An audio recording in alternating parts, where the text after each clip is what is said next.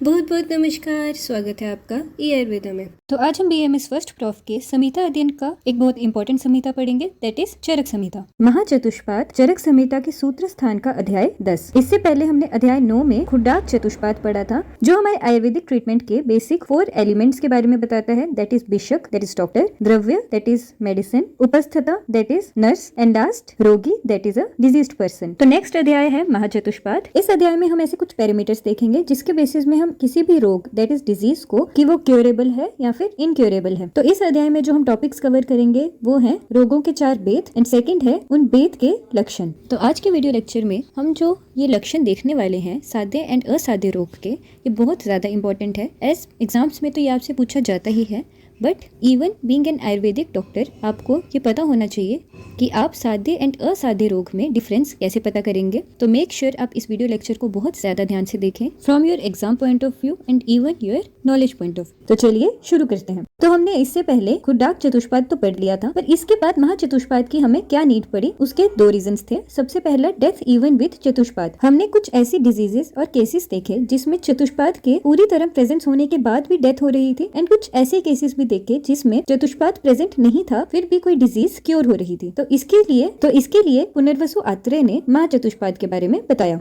तो इस अध्याय में हम देखेंगे रोगों के भेद। तो ऑन अ ब्रॉड बेसिस जो हमारे रोग हैं वो आगे 2 टाइप्स में डिवाइडेड हैं। सबसे पहले साध्य रोग, दैट इज जो क्योर हो सकते हैं, एंड सेकंड है असाध्य रोग, दैट इज इनक्योरेबल, जो क्योर नहीं हो सकते। अब आगे साध्य रोग भी 2 टाइप्स में डिवाइडेड है, सुख साध्य, दैट इज जो इजीली क्योर होगा, एंड कृत साध्य जो कि क्योर होगा पर कुछ डिफिकल्टी से। एंड उसी तरह हमारे असाध्य रोग, दैट इज इनक्योरेबल डिजीज भी आगे 2 टाइप्स में डिवाइडेड है। पहला याप्य रोग, दैट इज जो हम मैनेज कर सकते हैं, जैसे कि जो हमारे लाइफस्टाइल डिसऑर्डर्स होते हैं हम उनको मैनेज कर सकते हैं, बट वो डिजीज हमारे साथ लाइफ टाइम रहेगी, वो कभी क्योर नहीं होगी। एंड दूसरा है अनुक्रम रोग, ये बिल्कुल असाध्य होते हैं, इनका ट्रीटमेंट नहीं करना चाहिए क्योंकि ये बिल्कुल भी क्योर नहीं हो सकते। अब जो हमारे सुख साध्य एंड कृत साध्य रोग हैं ये आगे 3 टाइप्स में डिवाइडेड हैं, दैट इज अल्प उपाय, मतलब जो बिल्कुल अल्प माइल्ड ट्रीटमेंट से भी ठीक हो सकते हैं, मध्य उपाय दैट इज मॉडरेट ट्रीटमेंट हमें देना है, एंड नेक्स्ट है उत्कृष्ट उपाय, दैट इज हमें स्ट्रॉन्ग ट्रीटमेंट देना पड़ेगा। ये सुख साध्य के भी 3 टाइप्स हैं एंड कृत साध्य के भी 3 टाइप्स हैं, पर जो याप्य एंड अनुक्रम रोग हैं वो आगे क्लासीफाई नहीं होते हैं क्योंकि इन्हें हम क्योर नहीं कर सकते, इसमें हम बस मैनेजिंग करते हैं, वो भी सिर्फ याप्य में, एंड अनुक्रम में हम ट्रीटमेंट नहीं देते। नेक्स्ट हम देखेंगे साध्य असाध्यता विचार से लाभ हानि। मीन्स रोग को ट्रीट करने से पहले अगर हम साध्यता और असाध्यता को क्लासिफाई कर पाए तो उससे हमें क्या बेनिफिट होगा। इन्होंने बताया है अगर किसी की ट्रीटमेंट से पहले हम ये आइडेंटिफाई कर लें कि वो रोग साध्य है और असाध्य है, एंड सही टाइम पर साध्य रोग का अगर हम ट्रीटमेंट स्टार्ट कर दें तो हमें ट्रीटमेंट के बेस्ट रिजल्ट मिलते हैं। अब नेक्स्ट हमें बताया है वन हु ट्रीट्स असाध्य रोग, मींस जो असाध्य रोगों को भी ट्रीट करने का ट्राई करता है उससे क्या क्या हानि होती है। फर्स्ट अर्थ, दैट इज धन की हानि। एज जो हमारा रोग है वो असाध्य है, वो क्योर नहीं हो सका, तो अगर हम उस पर मनी स्पेंड करते जाएंगे तो उसका कोई बेनिफिट नहीं होगा, it will be a wastage of money. Second है विद्या की अप्रतिष्ठा, that is wastage of knowledge. As कोई डॉक्टर अगर असाध्य रोग को क्योर करने का ट्राई करता रहेगा तो वहां पर उसकी नॉलेज बस वेस्ट होगी, वो कहीं पर भी बेनिफिशियल नहीं होगी क्योंकि that is an incurable disease. Next है यश की हानि, लॉस ऑफ फेम। एज वो डॉक्टर उस इनक्योरेबल डिजीज को क्योर नहीं कर पाएगा क्योंकि वो है ही इनक्योरेबल डिजीज, तो उस डॉक्टर का जो फेम है वो भी लॉस होगा। एज इन सोसाइटी ये बात फैल जाएगी कि ये डॉक्टर किसी डिजीज को क्योर नहीं कर सकता। नेक्स्ट निंदा पात्र, डिफेम्ड, सेम रीजन, वो उस डिजीज को क्योर नहीं कर पाएगा एज उसने पहले आइडेंटिफाई ही नहीं किया कि असाध्य रोग है, तो वो डिफेम्ड भी होगा। एंड लास्ट है रोगी असंग्रह, दैट इज उसके पास और पेशेंट्स भी नहीं आएंगे एज ही इज डिफेम्ड, उसने अपना फेम लॉस कर दिया है एज वो असाध्य रोग को ही क्योर करने का ट्राई करता रहा। तो इससे हमें क्या पता चलता है, रोग को ट्रीट करने से पहले हमें साध्यता एंड असाध्यता का आइडेंटिफिकेशन करना बहुत ज्यादा इंपॉर्टेंट है। अब हम एक एक करके हमारे चारों टाइप्स ऑफ रोग के लक्षण देखेंगे। सबसे पहले है सुख साध्य रोग, इसके हम 8 पॉइंट्स देखेंगे। अब इसमें मैंने कहीं कहीं पर कुछ श्लोक की लाइंस डाली हैं जो श्लोक में इंपॉर्टेंट थी। तो फर्स्ट है हमारा हेतु पूर्व रूपानी रूपान्य अल्पानी, मीन्स जो रोग है उसका हेतु दैट इज कॉज पूर्व रूप, प्रीमोनिटरी सिम्टम्स रूप, दैट इज उसके जो सिम्टम्स है वो अल्प मात्रा में है, वो बहुत कम है, उनकी intensity is very low. Second है रोग का जो डोमिनेंट दोष है वात पित्त या फिर कफ, उसके गुण हमारे 3 चीजों के गुणों से सेम नहीं होने चाहिए, सामान्य नहीं होने चाहिए। पहला है दुष्य, जो हमारी 7 धातुएं होती है उनको हम दुष्य कहते हैं, तो हमारी हर एक धातु में कोई ना कोई दोष डोमिनेंट होता है। तो जो रोग का दोष है एंड जो दुष्य हमारे धातु का दोष है वो सेम नहीं होना चाहिए। एग्जाम्पल, रक्त में पित्त दोष होता है तो वहाँ पर पित्तज रोग ना होते हुए अगर कफज या वातज दोष हो तो वो सुख साध्य है। नेक्स्ट है प्रकृति, अगर किसी की पित्तज प्रकृति है तो उसे पित्तज रोग ना होते हुए कफज या वातज रोग होगा तो वो सुख साध्य होगा। नेक्स्ट है काल, दैट इज सीजन, तो शरद ऋतु में पित्त इंक्रीज होता है, तो शरद में पित्तज रोग ना होते हुए कफज और वातज होगा तो वो सुख साध्य होगा। तो इससे हम क्या समझ रहे हैं कि जो रोग का दोष है वो ऑपोजिट होना चाहिए हमारे दूष्य प्रकृति एंड काल के दोष से। नेक्स्ट है देश। तो देश को हम रोगी का शरीर एंड भूमि जहाँ पर वो रह रहा है, जो उसका हैबिटेट है, दोनों से ले सकते हैं। तो यहाँ पर कहा है कि देश और चिकित्सा ऑपोजिट नहीं होने चाहिए। एग्जाम्पल, जैसे कोई जंगल देश का मनुष्य है एंड जंगल देश में वात दोष ज्यादा होता है, तो जंगल देश में अगर कफज रोग होगा तो वो सुख साध्य होगा। यहाँ पर भी वही है, जो दोष है वो ऑपोजिट होना चाहिए, सेम नहीं होना चाहिए। फोर्थ है रोग गति। हमें पता है हमारी बॉडी की 3 टाइप्स ऑफ मूवमेंट है। ऊर्ध्व दैट इज ऊपर की ओर, अध दैट इज नीचे की ओर, एंड तिर्यक that is in different direction. तो सुख साध्य रोग में जो रोग की गति है वो सिर्फ एक ही साइड की होगी, या तो ऊर्ध्व बस ऊपर की ओर, या फिर नीचे दैट इज अध गति। नेक्स्ट है fifth point that is Naveen. That is जो हमारा रोग है वो न्यू है, पुराना नहीं है। एंड नो उपद्रव दैट इज उसके कोई भी कॉन्ट्रा इंडिकेशंस नहीं है, वो ऐसी स्टेज में नहीं पहुंचा है जिससे उसे आगे और भी रोग हो रहे हैं। सिक्स्थ है रोग का रीजन बस एक दोष होना चाहिए, दैट इज सिर्फ वात पित्त और कफ। किसी एक दोष के ज्यादा या कम होने से कोई रोग होना चाहिए तो वो सुख साध्य रोग कहा जाएगा। सेवेंथ है जो रोगी का शरीर है वो कैपेबल होना चाहिए सारी औषधियों को लेने के लिए, दुर्बल या फिर बहुत वीक नहीं होना चाहिए, डरा हुआ नहीं होना चाहिए। एंड लास्ट 8th पॉइंट है गुणवान चिकित्सा चतुष्पाद हमारे प्रेजेंट होने चाहिए। जो हमने पीछे पढ़े थे, बेशक, द्रव्य, उपस्थता एंड रोगी, ये चारों प्रेजेंट होने चाहिए। तो ये थे हमारे 8 पॉइंट्स, ये बहुत इंपॉर्टेंट है। इसी से हम कृत साध्य भी याद करेंगे, तो इसे आप याद रखें। सबसे पहले हेतु पूर्व रूप एंड रूप अल्प मात्रा में। सेकंड, दोष के गुण सामान्य नहीं होने चाहिए किसी गुणों से, दूष्य प्रकृति एंड काल के गुण से। नेक्स्ट है थर्ड, जो देश है वो हमारी चिकित्सा को इंटरप्ट नहीं कर रहे होना चाहिए। फोर्थ है रोग की एक ही गति होनी चाहिए। फिफ्थ, नवीन रोग एंड कोई उपद्रव नहीं होना चाहिए। सिक्स, जो हमारा रोग है वो सिर्फ एक दोष से होगा। सेवंथ, की जो रोगी है वो बलवान होना चाहिए, कैपेबल होना चाहिए ट्रीटमेंट के। एंड लास्ट है गुणवान चतुष्पाद की प्रेजेंट। अब नेक्स्ट हम देखेंगे कृत साध्य रोग। कृत साध्य रोग भी साध्य रोग के अंडर आता है। These are curable disease but with some difficulties. तो जैसे हमने सुख साध्य रोग के 8 पॉइंट्स याद रखे थे, उसी तरह इसके हमें 7 पॉइंट्स याद रखने हैं, जिसमें से 5 पॉइंट्स हम सुख साध्य रोग के कंपैरिजन में लर्न कर लेंगे एंड एक्स्ट्रा हमें 2 पॉइंट्स याद रखने हैं। तो हमारा फर्स्ट पॉइंट जो हमने सुख साध्य का पढ़ा था वो था हेतु पूर्व रूप एंड रूप अल्प बल का होगा। एंड कृत साध्य रोग में हेतु पूर्व रूप एंड रूप that is cause, premonitory symptoms and symptoms मध्य बल, मीन्स मॉडरेट होंगे, ना ज्यादा होंगे ना कम होंगे, इट विल बी मध्यम बल। सेकंड पॉइंट हमने देखा था दूष्य प्रकृति और काल, ये तीनों के गुण जो रोग के दोष हैं उसके गुण से सिमिलर नहीं होने चाहिए, सामान्य नहीं होने चाहिए। तो कृत साध्य में है कि दूष्य प्रकृति एंड काल, इन तीनों में से किसी एक के गुण हमारे रोग के दोष से सिमिलर होंगे, सामान्य गुण वाले होंगे। नेक्स्ट हमने देखा था सुख साध्य रोग का कोई भी उपद्रव नहीं होता। कृत साध्य रोग के उपद्रव होते हैं बट कम होते हैं, लेस होते हैं। नेक्स्ट हमने देखा था सुख साध्य में ये एक मार्ग का होता है, आइदर ऊपर नीचे, ये नवीन होता है, न्यू होता है, एंड ये एक ही दोष की वजह से होता है। इसी जगह कृत साध्य रोग 2 मार्क में होता है, ऊपर एंड नीचे। ये बिल्कुल न्यू नहीं होता है, मीन्स थोड़ा पुराना होता है, बिल्कुल क्रॉनिक भी नहीं होगा, थोड़ा ओल्ड होगा, एंड 2 दोषों की वजह से होगा, सिर्फ वातज एंड ओनली पित्तज नहीं होगा, with the mixture of any 2 दोष कृत साध्य रोग होते हैं। नेक्स्ट हमने देखा था सुख साध्य में सारे चतुष्पाद प्रेजेंट होते हैं, बट कृत साध्य रोग में चतुष्पाद इनकम्प्लीट होते हैं, वो कंप्लीट नहीं होते हैं।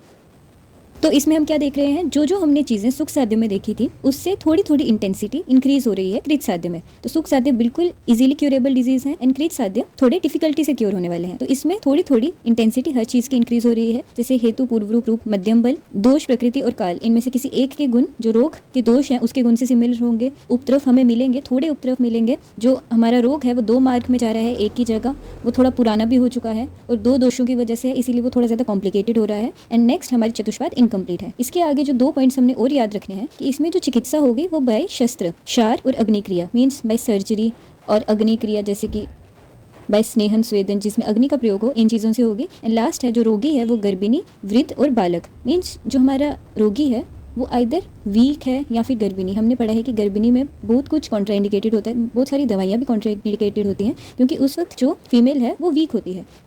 तो यहाँ पर हमने क्या देखा था सुख साध्य में कि जो हमारा रोगी है वो बलवान है, वो हमारे ट्रीटमेंट्स को सहन कर सकता है। पर यहाँ पर जो हमारा रोगी है वो पहले का ही वृद्ध है या फिर बालक है या फिर गर्भिणी है।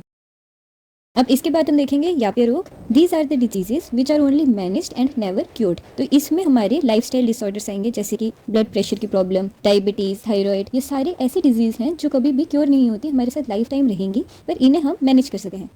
तो ये सारे डिजीज किस में आते हैं, याप्य रोग में। इसके हम 8 पॉइंट्स पढ़ेंगे। फर्स्ट है लिविंग बिकॉज शेष आयु। तो यहाँ पर इन्होंने बोला है कि जो हमारा रोगी है वो जिंदा क्यों है, वो लिविंग क्यों है, क्योंकि उसके पास आयु अभी बची है। ऐसा माना जाता है हर एक प्राणी का एक डेफिनेट लाइफ स्पैन होता है, तो ये जो हमारा रोगी है ये इसीलिए जिंदा है क्योंकि अभी इसकी आयु शेष है। Even though he is disease, उसे एक बहुत क्रॉनिक डिसऑर्डर है जो क्योर नहीं हो सकता, बट वो इसीलिए लिविंग है क्योंकि उसकी आयु शेष है। नेक्स्ट है, ये बेनिफिट किससे होता है, इस रोग में हम बेनिफिट कैसे ले सकते हैं अगर हम पथ्य आहार विहार करें। वही है लाइफस्टाइल डिसऑर्डर्स को आप अगर अपना लाइफस्टाइल चेंज करेंगे, अगर आप पथ्य आहार विहार खाएंगे तो आपके ये जो लाइफस्टाइल डिसऑर्डर्स होते हैं ये अच्छी तरह मैनेज हो पाते हैं। नेक्स्ट है, अल्प कारण से रोग भयानक रूप ले लेता है। मीन्स कोई ऐसा छोटा सा कॉज ही होगा जो नॉर्मल एक इंसान को इतना इफेक्ट नहीं करेगा, वो अगर इन्हें हुआ तो इनके जो डिजीज है उसे बहुत ज़्यादा बढ़ा देगा। अब ये याप्य रोग हमारी बॉडी को इतना इफेक्ट क्यों करते हैं, क्योंकि ये हमारी गंभीर धातु में होते हैं, जैसे रस, रक्त। अब हमें पता है हमारी धातुएं रस, रक्त, मांस, मेद, अस्थि, मज्जा, शुक्र, ये सारी एक ऑर्डर में चलती हैं। लाइक रस से रक्त बनता है, रक्त से मांस बनता है, एंड ऐसे ही आगे सारी धातुएं बनती हैं। जब जो हमारा रोग है वो हमारी स्टार्ट की ही धातुओं को इफेक्ट करने लगेगा तो उससे हमारे आगे की धातुएं भी इफेक्ट होंगी, जिससे हमारी पूरी बॉडी डिजीज हो जाएगी। तो ये जो याप्य रोग होते हैं ये हमारी गंभीर धातुओं में लाइक रस एंड रक्त में प्रेजेंट होते हैं। फिफ्थ पॉइंट है दोष इन मर्म संधि। अब हमें पता है हमारी बॉडी में कुछ मर्म पॉइंट्स होते हैं, दीज आर फेटल पॉइंट्स। तो ये जो दोष होते हैं, याप्य रोग के जो दोष हैं वो उन मर्म के पॉइंट्स में प्रेजेंट होते हैं, जिससे ये हमारी बॉडी में ज़्यादा इफेक्ट करते हैं। सिक्स्थ पॉइंट है, जो रोग बार बार दौरे के रूप में आता है। मीन्स वही बात है, ये कभी क्योर नहीं होगा, ये बार बार आपको कभी इंक्रीज होगा कभी डिक्रीज होगा। It is dependent on your lifestyle कि आप कैसे जी रहे हैं। अगर आप पथ्य आहार विहार ले रहे हैं तो ये कम रहेगा, अगर आप थोड़ा सा भी ऊपर नीचे करेंगे तो ये इंक्रीज हो जाएगा। सेवन्थ है, जो दीर्घ काल से हो, मीन्स क्रॉनिक डिजीज काफ़ी पहले से है। अब लास्ट इसका एट्थ पॉइंट है कि ये याप्य रोग दो दोष की वजह से होता है। सिमिलर टू कृत साध्य भी दो दोष की वजह से होता है, एंड याप्य रोग भी दो दोष की वजह से होता है। अब याप्य रोग हमारे असाध्य रोग में आता है तो आप ये सोच सकते हैं ये तीनों दोष की वजह से रोग होंगे, बट ऐसा नहीं है, ये भी दो दोष की वजह से है। बट यहाँ पर जो हमारे दोष हैं वो हमारे मर्म संधियों में चले गए हैं, इंपॉर्टेंट धातुओं में चले गए हैं, जिसकी वजह से ये हमें ज़्यादा इफेक्ट करके असाध्य हो जाते हैं। पर कृत साध्य में ये दो दोषों की वजह से तो है, पर ये दोष हमारे मर्म में प्रेजेंट नहीं है, काफ़ी पुराने दोष नहीं है, और इसमें हेतु वगैरह मध्यम बल के हैं। तो इससे हम समझ सकते हैं कि कृत साध्य रोग साध्य में क्यों है एंड याप्य रोग असाध्य के अंडर क्यों आता है। अब लास्ट हमारा फोर्थ टाइप है अनुक्रम रोग। ये हमारे टोटली इनक्योरेबल डिजीज हैं, इन्हें हम असाध्य रोग बोलेंगे, प्रत्याख्य रोग भी कहा जाता है। इसके हम 8 पॉइंट्स पढ़ेंगे। फर्स्ट है त्रिदोषज। अब ये ऐसे रोग हैं जो वात, पित्त, कफ तीनों दोषों की वजह से होते हैं। मीन्स हमारी बॉडी में वात, पित्त, कफ तीनों दोष ही खराब हो चुके हैं, वो बैलेंस में नहीं है एंड वो हमें रोग कॉज कर रहे हैं। सेकेंड है रोग गंभीर। मीन्स ऐसे रोग जो अपने ट्रीटमेंट के स्टेजेस को पार कर चुके हैं। अब फिजियो में हम एक टॉपिक पढ़ते हैं जिसका नाम है षटक्रिया काल, जिसमें हम ट्रीटमेंट के 6 स्टेजेस पढ़ते हैं। तो अनुक्रम रोग वो हैं जो ये सारी 6 स्टेजेस को पार कर चुके हैं। थर्ड पॉइंट है, जो हमारा रोग है वो तीनों मार्ग में हो गया है, ऊर्ध्व, अध एंड तिर्यक, हमारी बॉडी में फैल चुका है पूरी की पूरी बॉडी में। फोर्थ है बार बार उत्सुकता, मीन्स बेचैनी होना। जो अनुक्रम रोग के पेशेंट्स होते हैं वो हर वक्त रेस्टलेस फील करते हैं। फिफ्थ है मूर्छा एंड इंद्रिय नाश। अब यहाँ पर जो हमारे दोष हैं वो पूरी बॉडी में फैल चुके हैं, तो जो हमारा रोगी है उसकी इंद्रियां नष्ट हो चुकी हैं, वो अपनी सेंसेस अच्छे से यूज़ नहीं कर पाएगा एंड उसे बार बार मूर्छा आएगी, means he will feel dizzy. Next sixth है युक्ति युक्त चिकित्सा करने पर भी लाभ ना होना, एज दीज आर असाध्य रोग। तो आप जितनी भी युक्ति लगाकर इन डिजीज़ को क्योर करने की ट्राई करें, ये क्योर नहीं होंगे। सेवन्थ है पुरुष दुर्बल हो, मीन्स जो हमारा पेशेंट है वो बहुत ज़्यादा वीक है, वो ट्रीटमेंट ले ही नहीं पा रहा है एंड व्याधि जो है वो बहुत ज़्यादा प्रबल है, means disease is very strong and the patient is very weak. And last है अरिष्ट के लक्षण। अब अरिष्ट लक्षण वो लक्षण होते हैं जो एक मरने वाले इंसान में देखे जाते हैं। ये कुछ पॉइंट्स आपको चरक संहिता में पढ़ने को मिलेंगे आगे के चैप्टर्स में, जिसमें कुछ चीज़ें आती हैं जैसे अलग तरह की ओडोर आना एक पेशेंट से और फेस का काला पड़ जाना, ऐसे ही बहुत सारे पॉइंट्स बताए गए हैं अरिष्ट लक्षण में। तो वो लक्षण अनुक्रम रोगी में दिखते हैं। तो इसे आप कैंसर से कंपेयर कर सकते हैं, लाइक दीज आर सम असाध्य रोग जो क्योर नहीं हो सकते। तो इसमें हमने 8 पॉइंट्स पढ़े। फर्स्ट त्रिदोषज होता है, रोग बहुत गंभीर है। थर्ड है तीनों मार्ग में है। फोर्थ है बार बार उत्सुकता, मीन्स बेचैनी होती है। फिफ्थ है इंद्रिय नाश हो चुका है, मूर्छा होती है। सिक्स्थ चिकित्सा करने पर भी कोई लाभ नहीं हो रहा है। सेवेंथ पुरुष दुर्बल है एंड रोग की शक्ति प्रबल है। एंड लास्ट है अरिष्ट लक्षण दिखने लगे हैं। तो इसी के साथ हमने 4 टाइप्स ऑफ रोग के लक्षण देख लिए हैं। ये बहुत इंपॉर्टेंट है, जैसे मैंने आपको पहले बताया, तो मेक श्योर आप इसे अच्छे से याद रखें। अब इस चैप्टर के लास्ट में हमें एक श्लोक दिखता है जिसका रेफरेंस आपको पीजी के क्वेश्चंस में पूछा जाता है। तो ये है चरक संहिता सूत्र स्थान अध्याय 10 का श्लोक नंबर 21, जो है विषजा प्राक परीक्षे एवं विकारा नाम स्वलक्षणम पश्चात करम सम अरम कार्य साध्येषु। तो इस श्लोक में हमें रोग परीक्षा के बाद की चिकित्सा का बताया है। तो इन्होंने कहा है कि बुद्धिमान वैद्य को क्या करना चाहिए। सबसे पहले साध्य, असाध्य, याप्य एंड अनुक्रम, इन सब लक्षणों को देखकर जो हमारे साध्य रोग हैं उनका चिकित्सा क्रम शुरू कर देना चाहिए। तो इसमें हमें यही बताया है कि बुद्धिमान वैद्य को साध्य एंड असाध्य रोग में डिफरेंस अच्छे से पता होना चाहिए।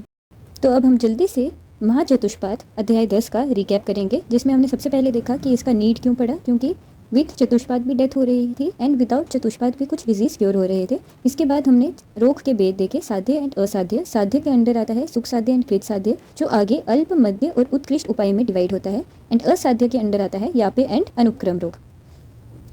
इसके बाद हमने देखा कि साध्य एंड असाध्य में डिफ्रेंशिएट करने के क्या लाभ होंगे, हमारी जो चिकित्सा है वो अच्छी होगी, एंड जो असाध्य को ट्रीट करेगा उसे क्या हानि होगी, उसके हमने 5 पॉइंट्स पढ़े थे। नेक्स्ट हमने सुख साध्य रोग के 8 पॉइंट्स पढ़े थे एंड कृत साध्य रोग के 7 पॉइंट्स पढ़े थे। इन्हें हम कंपैरिजन में ही याद करेंगे। सबसे पहले सुख साध्य में हेतु, पूर्व रूप एंड रूप अल्प मात्रा में है एंड कृत साध्य में ये मध्य मात्रा में है। सेकंड है रोग के दोष के गुण बिल्कुल सिमिलर नहीं होंगे। दुष्य, प्रकृति एंड काल के गुण से इन सुख साध्य एंड कृत साध्य में इन तीनों में से कोई एक रोग के दोष के गुणों से सिमिलर होगा। थर्ड हमने सुख साध्य में एक पॉइंट देखा था कि देश जो है वो इंटरप्ट नहीं करेगा हमारी चिकित्सा को। नेक्स्ट हमने डिफरेंस में देखा था कि सुख साध्य में रोग की गति एक ही है एंड कृत साध्य में 2 गति है। नेक्स्ट हमने सुख साध्य में देखा था रोग नवीन है एंड उपद्रव कोई नहीं है, एंड कृत साध्य में रोग पुराना है एंड उसके थोड़े से उपद्रव प्रेजेंट होते हैं। सुख साध्य एक ही दोष से होता है एंड कृत साध्य 2 दोषों से होता है। नेक्स्ट सुख साध्य का जो रोगी है वो बलवान है, औषधि को ले सकता है, बट कृत साध्य का जो रोगी है वो गर्भिणी, वृद्ध एंड बालक है। उसके बाद सुख साध्य में चतुष्पाद सारे के सारे प्रेजेंट हैं एंड कृत साध्य में चतुष्पाद इनकम्प्लीट है। एक एक्स्ट्रा पॉइंट हमने कृत साध्य का याद किया था कि कृत साध्य रोग की चिकित्सा शास्त्र सार एंड अग्निक्रिया से होती है। नेक्स्ट हमने देखे याप्य रोग के 8 पॉइंट्स। इसमें हमें लाइफस्टाइल डिसऑर्डर्स याद रखने हैं। तो फर्स्ट है ये रोगी जीवित क्यों है, क्योंकि इसकी आयु शेष है। सेकंड, पथ्य आहार विहार से बेनिफिट है। थर्ड, अल्प कारण से रोग इंक्रीज हो जाता है। फोर्थ, दोष गंभीर धातु में है, एग्जाम्पल रस एंड रक्त में। फिफ्थ, दोष मर्म स्थान में प्रेजेंट है। सिक्स्थ, रोग बार बार उत्पन्न हो रहा है। सेवेंथ, जो रोग बहुत पुराना है, कृत साध्य थोड़ा सा पुराना होता है एंड याप्य बहुत ज्यादा पुराना होता है, दीर्घ काल से होता है। एंड लास्ट, ये याप्य रोग 2 दोषों की वजह से होता है।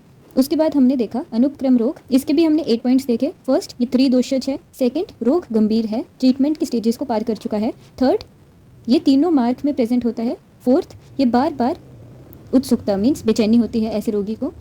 फिफ्थ है इंद्रियों का नाश हो चुका है। सिक्स्थ, चिकित्सा करने पर भी कोई लाभ नहीं होना। सेवेंथ, जो हमारा पुरुष है, जो हमारा पेशेंट है वो बहुत दुर्बल है एंड जो हमारा व्याधि है वो बहुत प्रबल शक्ति वाली है। एंड लास्ट 8th पॉइंट था अरिष्ट लक्षण हमें दिखने लगे हैं।